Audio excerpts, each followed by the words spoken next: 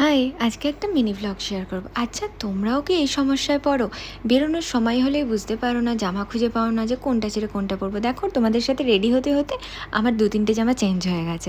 তারপরে হঠাৎ করে দেখি নায়িকা থেকে একটা পার্সেল এসছে। পার্সেলটা তোমাদের সাথেই এখন আনবক্সিং করি। আমি আলাদা করে ভিডিও করছি না, এর মধ্যেই আমি দেখিয়ে দিচ্ছি। একটা কনসিলার এসছে, আমি অনেক সার্চ করে দেখেছি, ভালো কভারেজ দেয়, এটা আমি নিয়েছি। আর এটা হলো আমার ফাইনাল লুক। অবশেষে আমি জামা খুঁজে পেয়েছি কোনটা ছেড়ে কোনটা পরবো। আসলে আজকে আমাদের একটা গ্লাসের দোকানে যাওয়ার কথা ছিল। এই ফ্ল্যাটের জন্য রোজই কিছু না কিছু কাজে বেরোতে হচ্ছে কাজের পরে। আর তারই অপোজিটে দেখি একটা ফুচকার দোকান, আর সবাই খাচ্ছে আর আমি কীভাবে তাকিয়ে আছি, বাট আমি খেতে পারিনি। তারপরে ফেরার পথে একটা বাসনের দোকানে নামলাম। যতই এস্থেটিকভাবে থাকার চেষ্টা করি না কেন, বাঙালি মানুষ স্টিলের বাসন না হলে চলে না, তাই কয়েকটা জিনিস আমি নিয়ে নিলাম।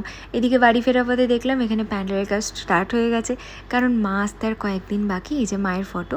তারপরে গেছিলাম মিয়া আমরেতে, কারণ আমার মায়ের জন্মদিন, তার জন্য কেক ক্যান্ডেল সব নিয়ে নিলাম। এরপরে বাড়ি ফেরার পালা।